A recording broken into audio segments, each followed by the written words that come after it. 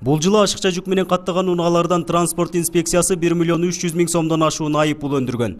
Жолдогу зыяндын ордун толтурууга 1 миллион 900 миң сом бюджетке чегерилген. Ал эми жол кыймылын көзөмөлдөөчүлөр 2 ай аралыгында эле атайын иш-чаранын негизинде жылуулук ченеми боюнча 15 эреже бузулганын айтышты. Жалпы пайдалануч автомобиль жолдоруна кетирген зыяндын өлчөмүн толтуруу максатында атайын бизде мыйзамда каралган.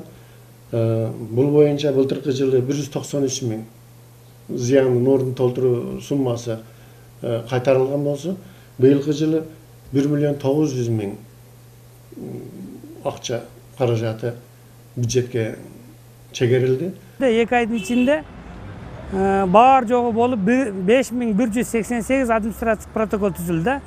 Анын ичинен ошол жылуулук режимине 15 протокол түзүлдү. Ошол оор жүк ташуучу автоунааларга да.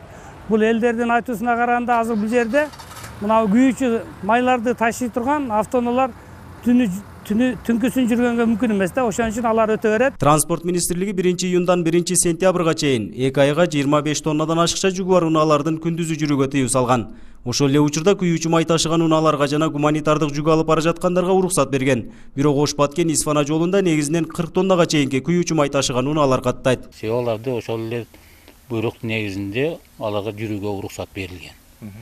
Бирок эми чындыгында 10 тоннадан ашкандан кийин жолго ал нормативдик нагрузка өз таасирин тийгизет. Биринчиден асфальттын баягы бир октон жүргөнүктөн асфальтты ушундай бир отургузуп жибериши мүмкүн.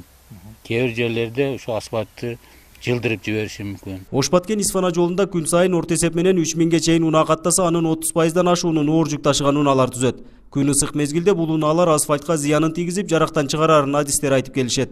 Айдоочулар да жаңыдан гана пайдаланууга берилген жолдун аз убакыт ичинде жараксыз абалга кептелип жатканынан нааразы. Баткенде асфальтты кылышы кылды, бирок катта машиналар өтүп, бүтүн асфальтты жалпайтып атат.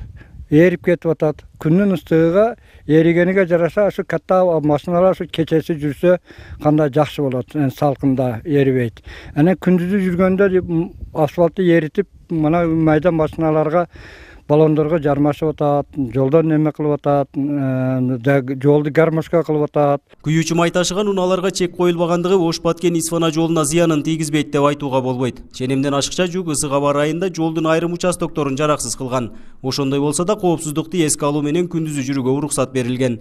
Нургазы Жайнаков, 7 канал, Баткен.